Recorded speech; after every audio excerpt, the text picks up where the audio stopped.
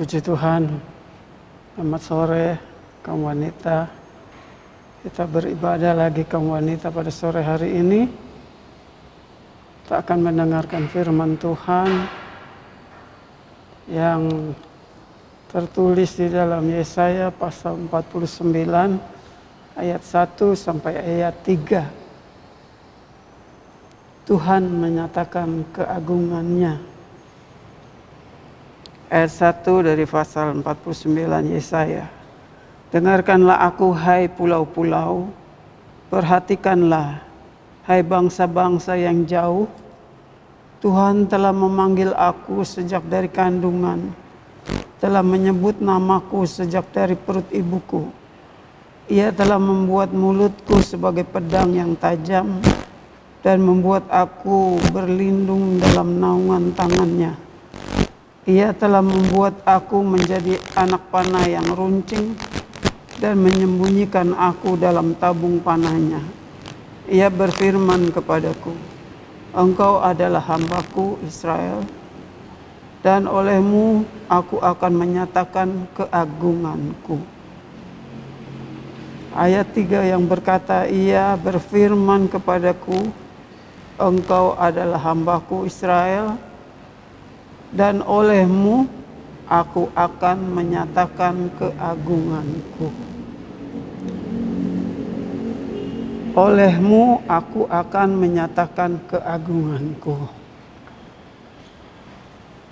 Nah, inilah saudara firman Tuhan pada saat ini yang kita akan bersama-sama lihat bagaimana Tuhan akan menyatakan keagungannya di dalam kehidupan anak-anak Tuhan.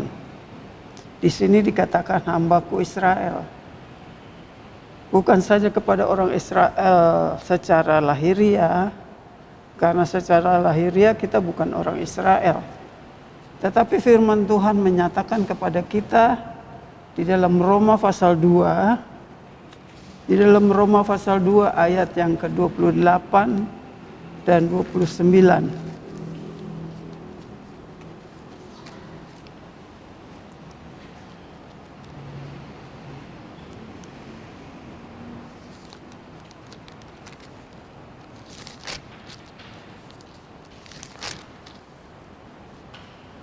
Roma pasal 2 ayat 28 dan 29 berkata, sebab yang disebut Yahudi bukanlah orang yang dilahirkan Yahudi, dan yang disebut sunat bukanlah sunat yang dilangsungkan secara lahiriah. Tetapi orang Yahudi sejati ialah dia yang tidak nampak keyahudiannya, dan sunat ialah sunat yang di dalam hati secara rohani, bukan secara hurufiah. Maka pujian baginya datang bukan dari manusia, melainkan dari Allah. Jadi orang Yahudi sejati adalah bukan yang tampak secara lahiriah. Ini kata Roma pasal 2 ayat yang ke-29. Lalu kita lihat lagi di dalam Galatia yang membuktikan bahwa yang dikatakan Israel itu bukan secara lahiriah. Di dalam Galatia pasal yang ke-6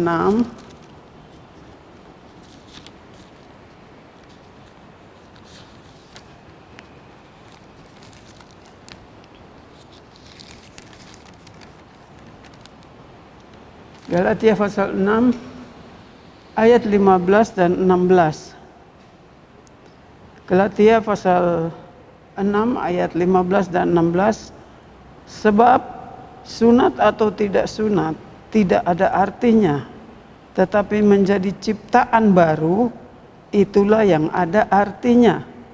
Dan semua orang yang memberi dirinya dipimpin oleh patokan ini, yaitu patokan menjadi seorang yang ciptaan baru, turunlah kiranya damai sejahtera dan rahmat atas mereka dan atas Israel miliknya.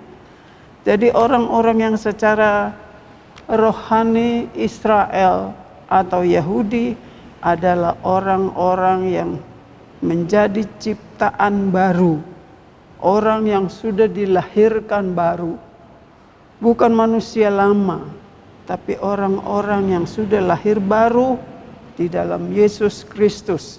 Itulah yang dikatakan orang Israel. Tadi di dalam ayat yang kita baca di dalam Yesaya pasal 49 ayat yang ketiga, ia berfirman kepadaku, engkau adalah hambaku Israel. Dan olehmu, oleh orang-orang yang sudah lahir baru, aku akan menyatakan keagunganku. Jadi oleh orang-orang yang sudah lahir baru, yang dikatakan Israel rohani, itulah Tuhan akan menyatakan keagungannya. Kita tahu bahwa Allah kita itu Allah yang besar, Allah yang maha kuasa, Allah yang agung. Dan dia suka menyatakan keagungannya kepada manusia melalui orang-orang yang sudah lahir baru. Di sini dikatakan orang Israel. Orang-orang yang sudah lahir baru, Tuhan akan menyatakan keagungannya. Nah, ada beberapa contoh di dalam Alkitab ini yang kita akan lihat bagaimana Allah, dengan cara bagaimana Allah menyatakan keagungannya kepada manusia-manusia yang tidak kenal Tuhan, kepada orang-orang yang menolak kasih Tuhan, tetapi Tuhan pakai orang-orang yang Tuhan jadikan alat menyatakan keagungannya. Pertama kita lihat Musa. Kita semua tahu Musa. Musa di dalam Keluaran pasal 14.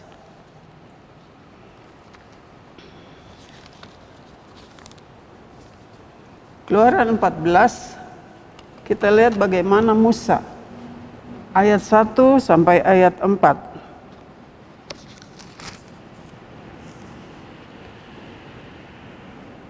Keluaran pasal 14 ayat 1, berfirmanlah Tuhan kepada Musa demikian, katakanlah kepada orang Israel, supaya mereka balik kembali, berkemah di depan Pit Hohirot, antara Migdol dan laut, tepat di depan Baal Sifon.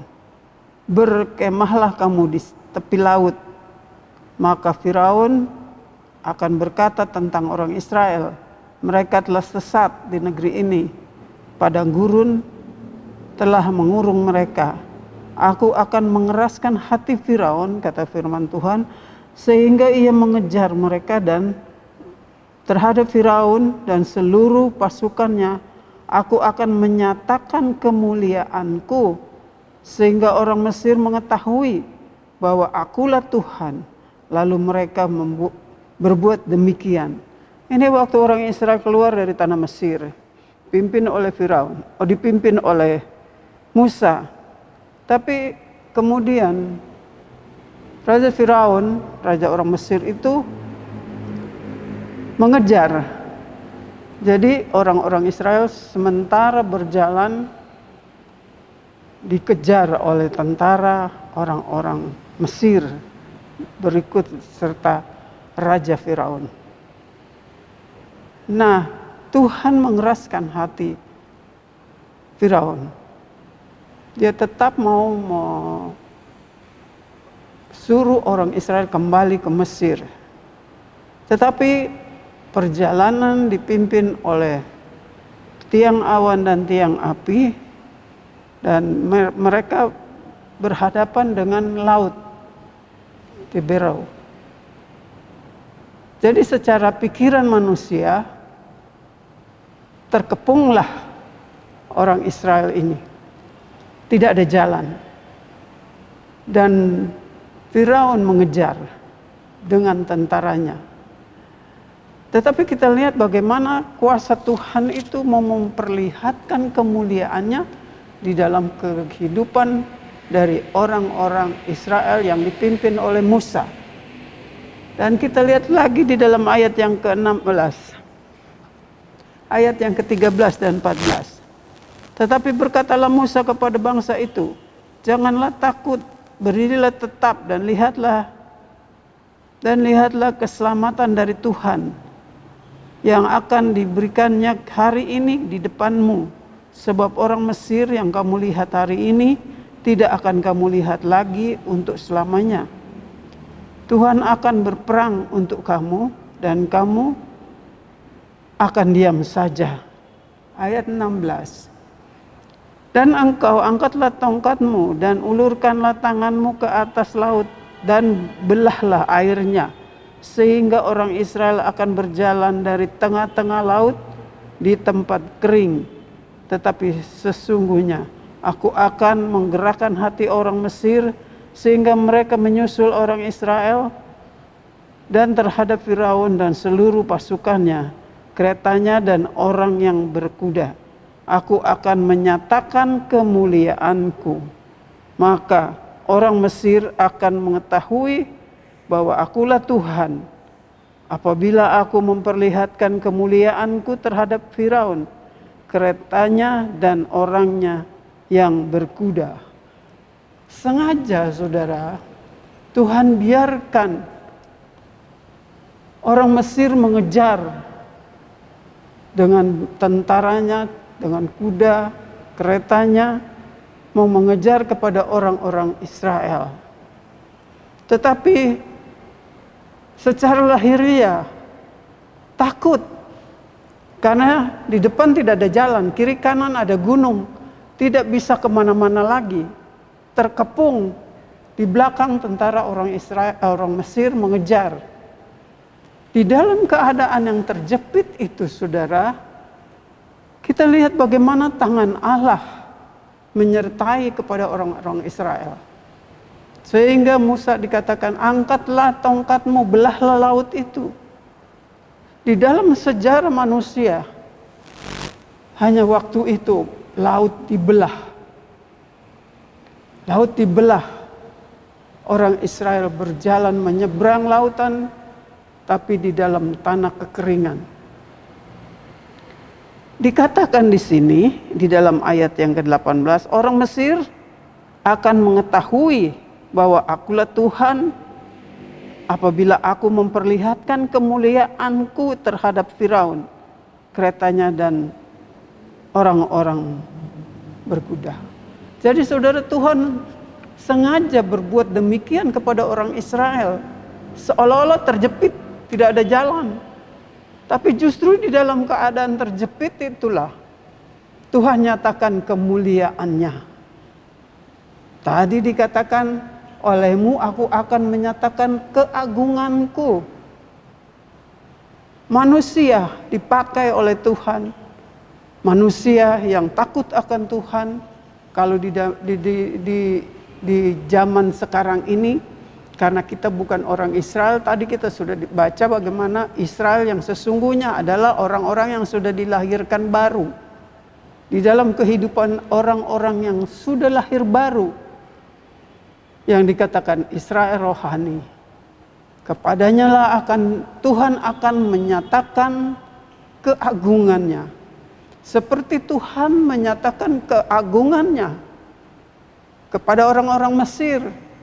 Orang Mesir yang mempunyai Raja Firaun itu orang yang sangat sombong. Dikatakan di dalam Keluaran pasal 5, bagaimana Firaun sikapnya terhadap Tuhan. Dia merasa dialah yang paling tinggi. Di dalam Keluaran pasal 5,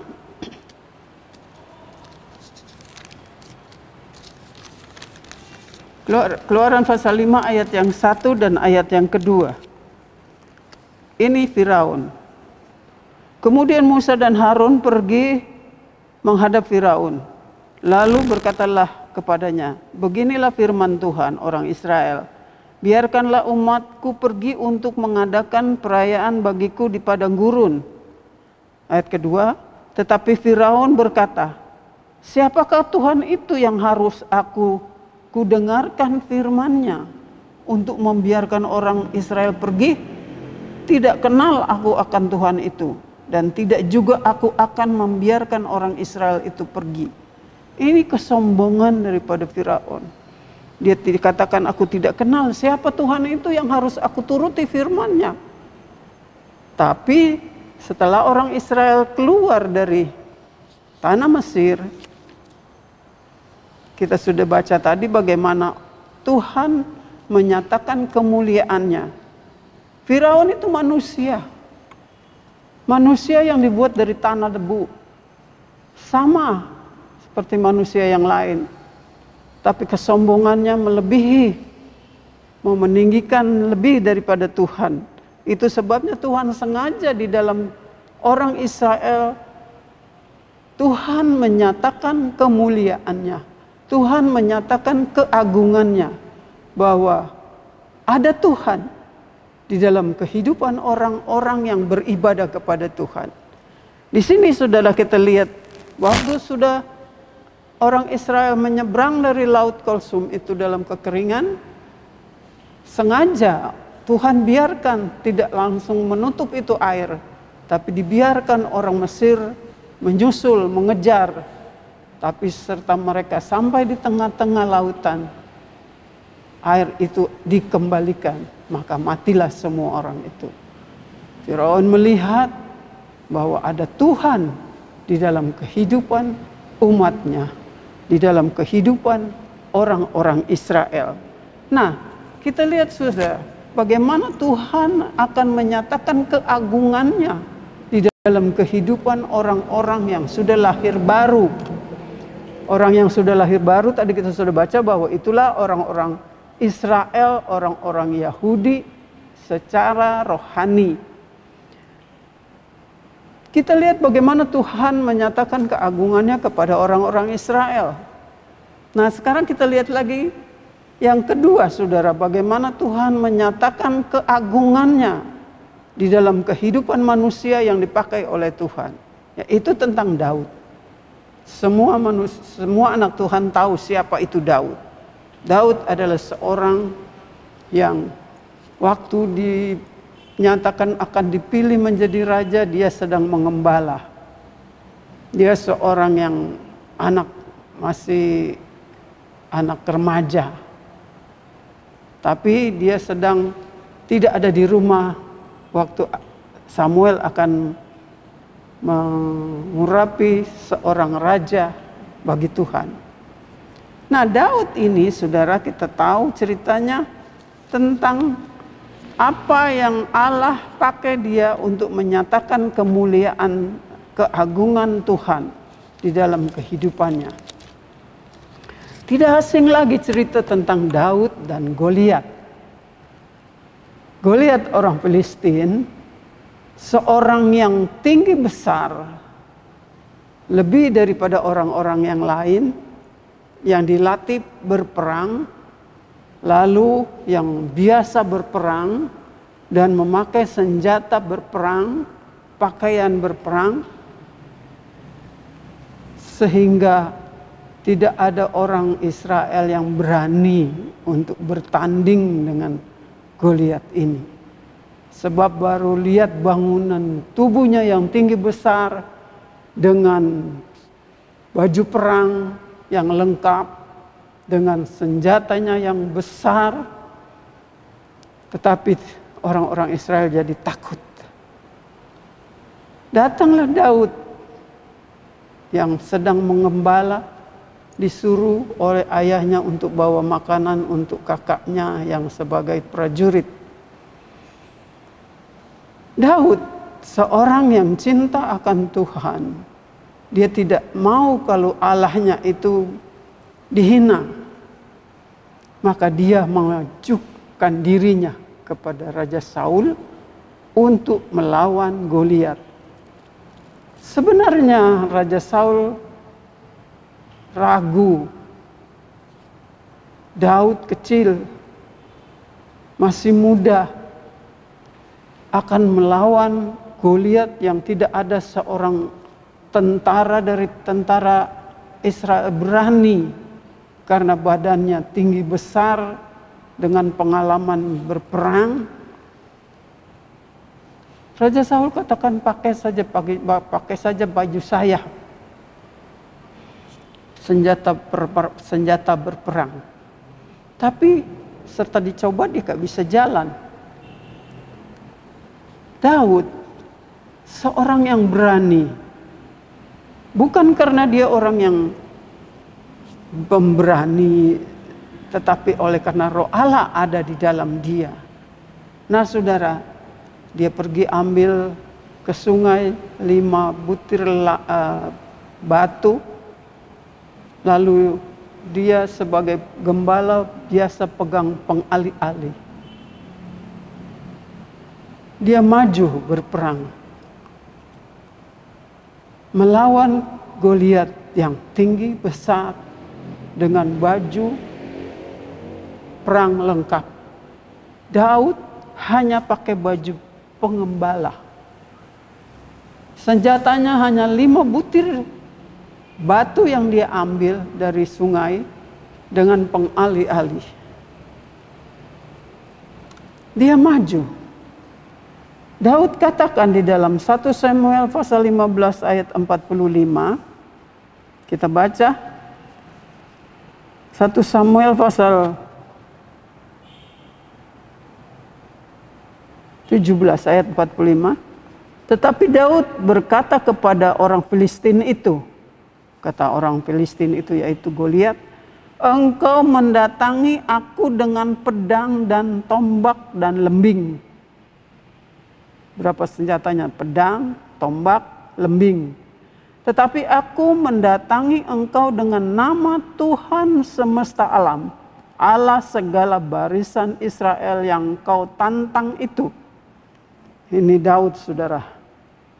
Dia berani, dia katakan, kalau kamu datang dengan pedang, dengan tombak, dengan lembing, tapi aku datang dengan nama Tuhan semesta alam, Allah segala barisan orang Israel.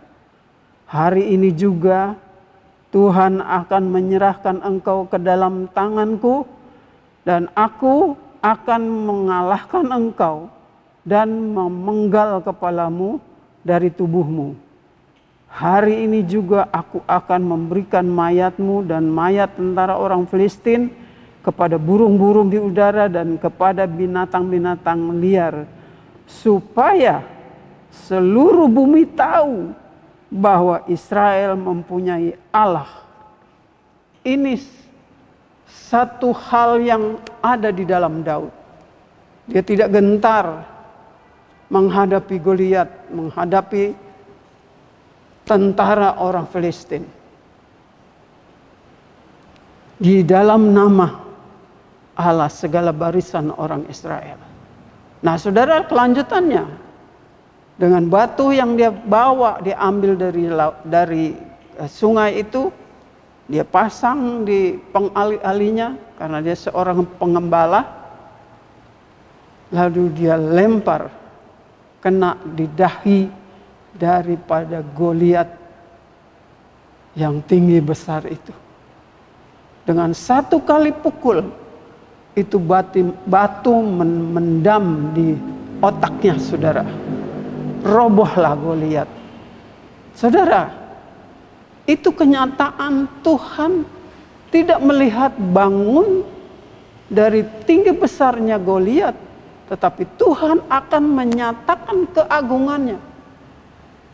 Bahwa di dalam kehidupan Daud, di dalam kehidupan orang-orang Israel, ada Tuhan. Jadi saudara, bagaimanapun lawan mau mengalahkan orang-orang pilihan Allah, dalam hal ini kita anak-anak Tuhan, orang yang sudah lahir baru adalah orang Israel rohani, Allah yang memihak kepada kita. Allah akan menyatakan keagungannya, bukan karena kuat, bukan karena kepintaran manusia. Mau dilihat bandingan Daud sama Goliat, tidak mungkin Daud menang. Tetapi ada Allah yang menyatakan keagungannya melalui Daud ini. Maka menanglah Daud. Nah saudara, oleh sebab itu kita anak-anak Tuhan, biar kita tahu bahwa di dalam kehidupan kita, orang-orang yang sudah lahir baru ada di pihak Tuhan. Dan Tuhan akan menyatakan keagungannya melalui orang-orang yang sudah lahir baru. Orang-orang yang menjadi milik Tuhan. Orang-orang yang sudah ditebus dengan darah Kristus. Itu adalah orang-orang Israel rohani. Tuhan akan menyatakan keagungannya. Di dalam peperangan Daud menang. Karena ada Tuhan di dalam kehidupan Daud. Dia menang dari Goliat yang secara fisik tidak mungkin dia menang. Tetapi akhirnya kita cerita ini kita tahu bahwa akhirnya orang Israel menang. Maka Daud, Tuhan nyatakan keagungannya. Bahwa melebihi dari segala manusia, meskipun dia Goliat yang tinggi besar mempunyai senjata yang lengkap, tetapi Tuhan lebih dari segala-galanya. Goliat dikalahkan, Daud menang. Dua contoh ini kita sudah lihat, saudara. Ada lagi satu contoh, saudara, yaitu di dalam Daniel pasal 3. Daniel pasal 3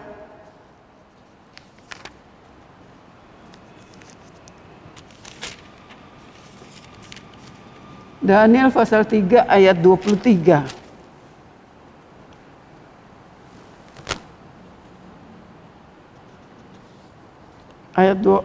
Daniel 3 ayat 23 sampai 25. Tetapi ketiga orang itu, yakni Sadrak, Mesak, dan Abednego, jatuh ke dalam perapian yang menyala-nyala itu dengan terikat. Kemudian terkejutlah Raja Nebukadnezar, lalu bangun dengan segera, berkatalah ia kepada para pementerinya, bukankah tiga orang yang telah kita campakkan dengan terikat ke dalam api itu? Jawab mereka kepada raja, benar ya raja. Katanya, tetapi ada 4 orang kulihat berjalan-jalan dengan bebas di tengah-tengah api itu.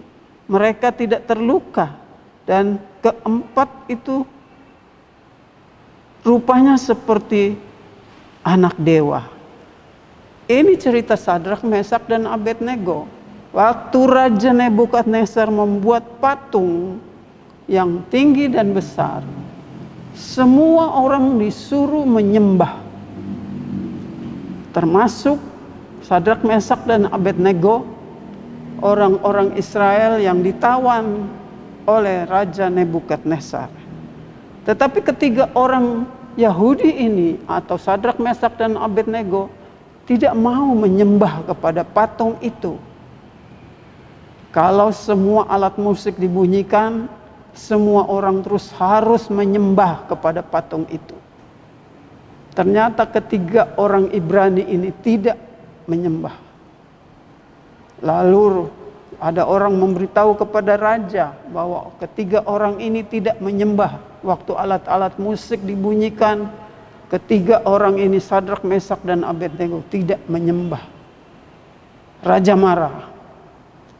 Disuruh ulang lagi.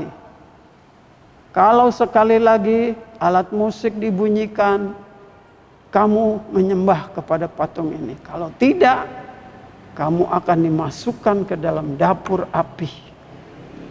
Tetapi ternyata ketiga orang ini tidak mau menyembah kepada patung itu. Karena mereka orang-orang Ibrani yang takut kepada Tuhan. Mereka tidak mau menyembah patung. Nah, mereka hanya menyembah kepada Allah yang maha kuasa. Marah Raja Nebukadnezar. Perapian dinyalakan 7 kali lipat panasnya.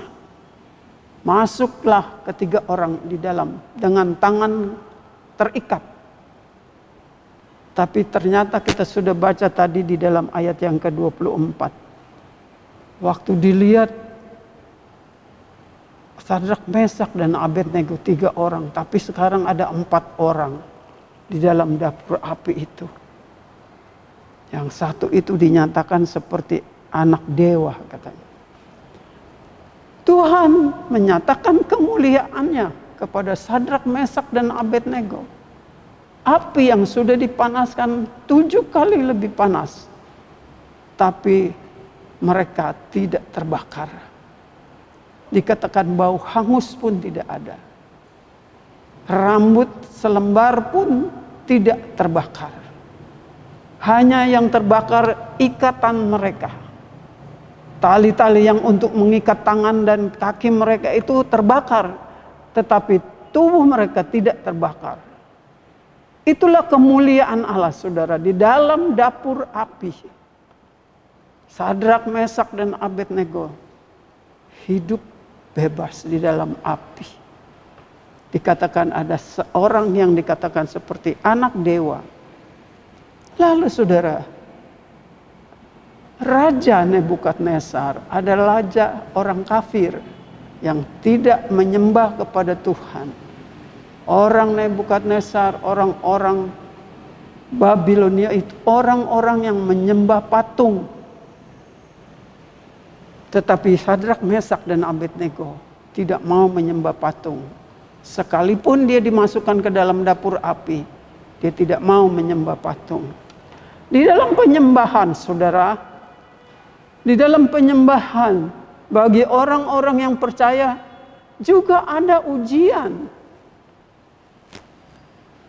Tapi kalau kita berani menantang, seperti Sadrak, Mesak, dan Abednego mempunyai pendirian bahwa dia orang-orang Ibrani ini adalah orang-orang yang takut kepada Tuhan, tidak mau menyembah kepada berhala, tidak mau menyembah kepada patung.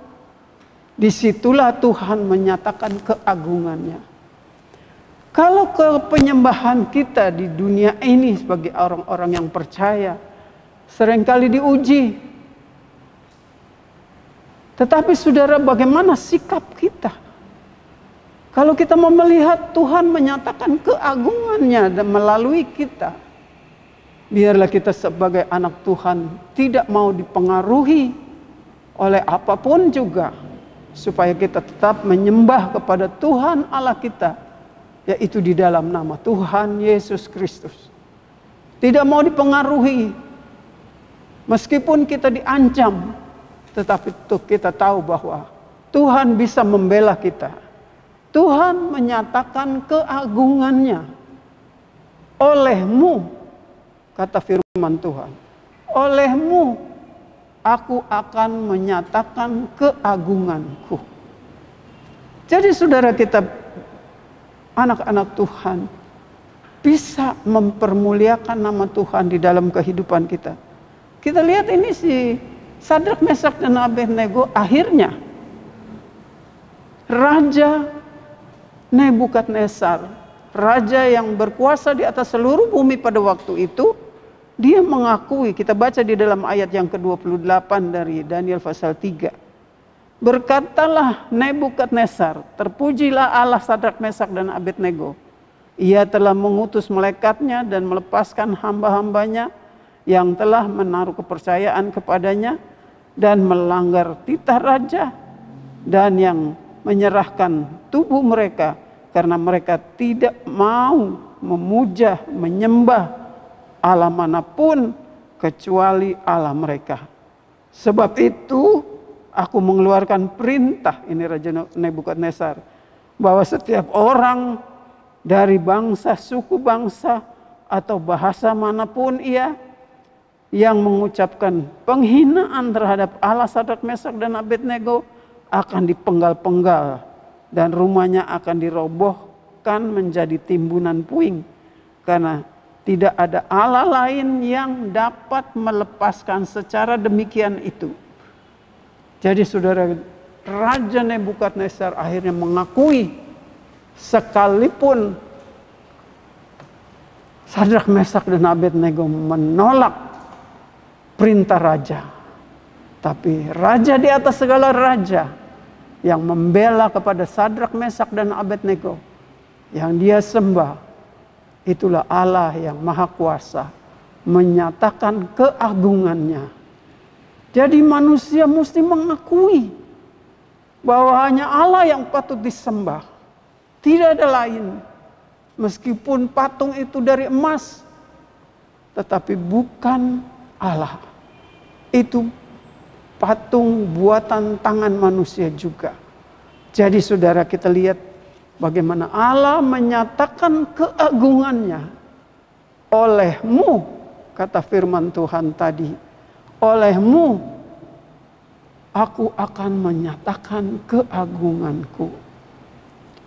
Saudara, kita lihat bagaimana Tuhan menyatakan kemuliaannya kepada seseorang, kepada orang yang sudah lahir baru, kepada orang yang sudah mengasihi Tuhan, yang tidak mau menyembah patung, tidak mau penyembahannya itu dipengaruhi, meskipun ancaman, dia tetap menyembah kepada Allah.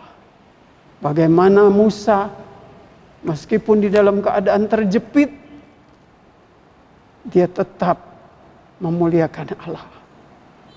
Raja Firaun yang sombong itu harus mengakui bahwa orang Israel mempunyai Allah yang lebih besar dari segala-galanya. Maka dapat melepaskan orang Israel dari kejaran orang-orang Mesir. Tuhan akan menyatakan keagungannya, bahwa di dalam kehidupan orang Israel ada Allah yang mereka sembah. Begitu juga kita anak-anak Tuhan yang sudah lahir baru. Jangan mau kita dipengaruhi oleh apapun di dalam penyembahan kita, supaya Tuhan menyatakan keagungannya di dalam kehidupan kita. Satu contoh lagi, di dalam perjanjian baru,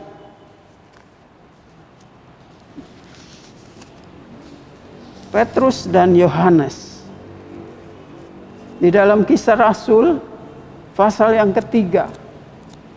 Di dalam perjanjian baru, Kisah Rasul pasal yang ketiga ayat 1 sampai ayat 9 kita lihat.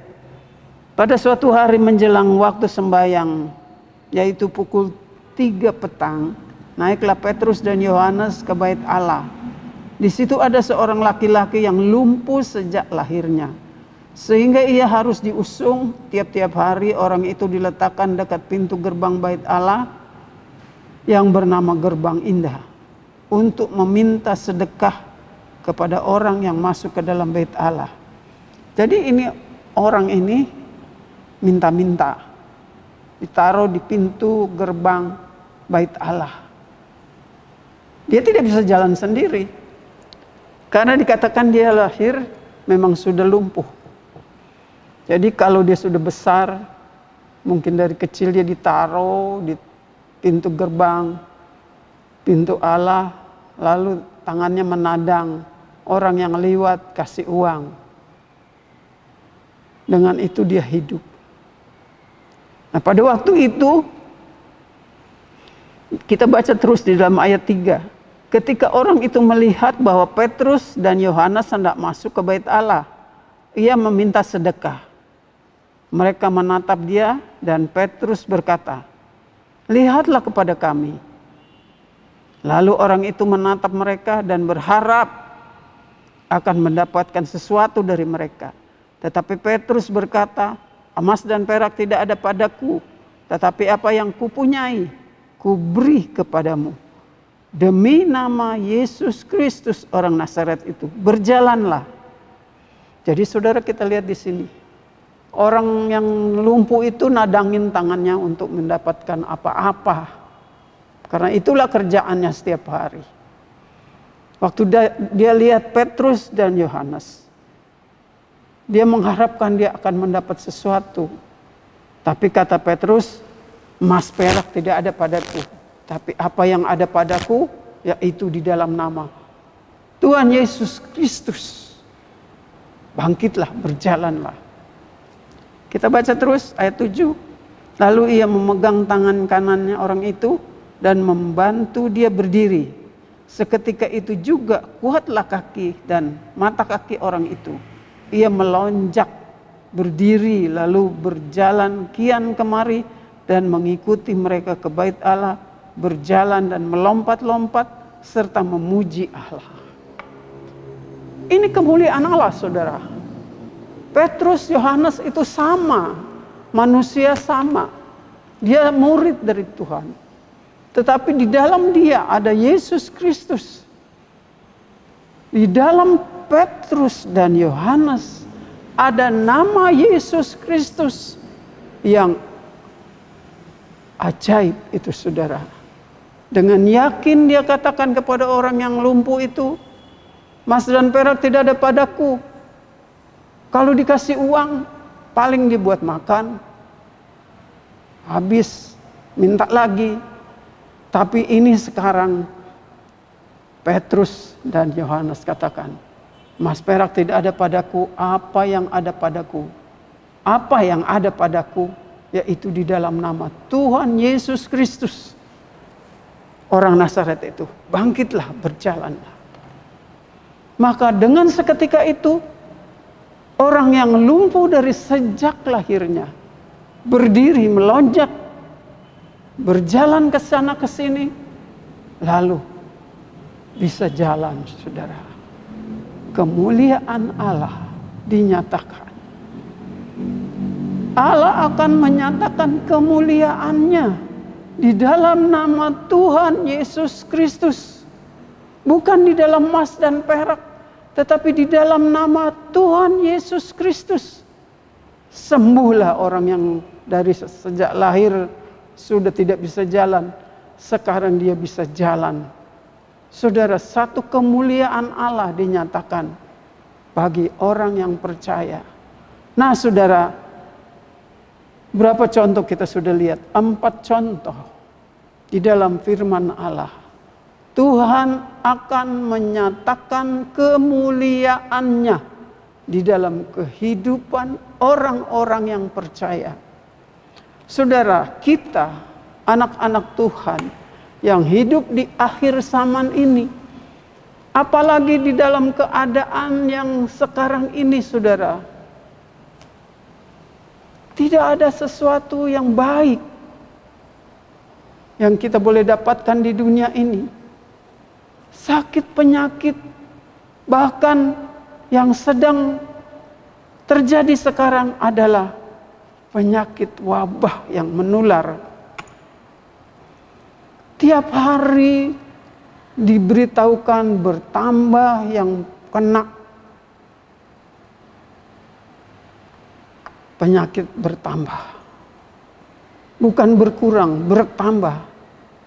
Kemarin katanya ada 2.000 orang satu hari, saudara, yang kena kepapar dengan virus corona. Jadi setiap hari bertambah. Tapi di dalam keadaan sedemikian, bagi orang-orang yang sudah lahir baru, anak-anak Tuhan yang dikatakan Israel rohani, Tuhan akan menyatakan kemuliaannya. Tuhan akan menyatakan keagungannya di dalam kehidupan kita. Asal kita tahu, yang kita sembah adalah Tuhan yang menjadikan langit dan bumi, yang berkuasa di dunia dan di sorga. Tuhan yang kita sembah. Kita tidak dipengaruhi oleh apapun juga.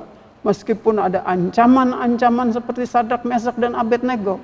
Tetapi kita tetap menyembah kepada Tuhan Yesus Kristus, Juru Selamat yang sudah menebus kita, yang membuat kita menjadi orang-orang Israel rohani.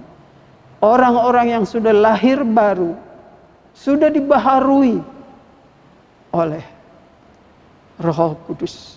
Nah, saudara, biarlah kita anak-anak Tuhan, hidup kita menjadi terang, kata firman Tuhan. Di dalam Efesus pasal yang kelima. Efesus pasal yang kelima, ayat yang ke-8. Efesus pasal 5 ayat yang ke-8. Memang dahulu kamu adalah kegelapan. Kita anak-anak gelap yang tidak tahu menyembah kepada Tuhan. Tetapi sekarang kamu adalah terang di dalam Tuhan. Sebab itu hiduplah sebagai anak-anak terang. Menyatakan kemuliaan Allah di dalam hidup kita. Kita adalah anak-anak terang. Bukan orang yang gelap. Kita sekarang, dulu memang kita gelap. Tetapi dikatakan ayat ini, sekarang kamu adalah terang di dalam Tuhan. Sebab itu hiduplah sebagai anak-anak terang.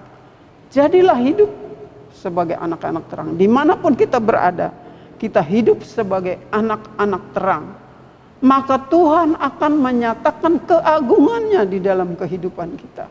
Ada beda orang yang tidak takut kepada Tuhan dan kepada orang-orang yang sudah dilahirkan baru. Kehidupan yang lama sudah tidak ada lagi. Kehidupan yang baru di dalam Yesus Kristus. Filipi pasal 4. Filipi pasal 4 ayat yang kelima. Hendaklah kebaikan hatimu diketahui semua orang. Tuhan sudah dekat. Kebaikan. Sebagai anak Tuhan, sebagai orang terang, nyatakanlah, hendaklah kebaikanmu, kebaikan hatimu diketahui semua orang. Jadi anak-anak Tuhan yang sudah lahir baru itu orang tahu kita ini siapa, kita ini anak Tuhan. Kebaikanmu, hendaklah kebaikan hatimu diketahui semua orang. Diketahui oleh semua orang. Kita sebagai anak-anak Tuhan. Tuhan akan menyatakan kemuliaannya. Tuhan akan nyatakan keagungannya di dalam kehidupan kita. Satu ayat lagi, Filipi pasal 2. Filipi pasal 2 ayat yang ke-14 dan 15.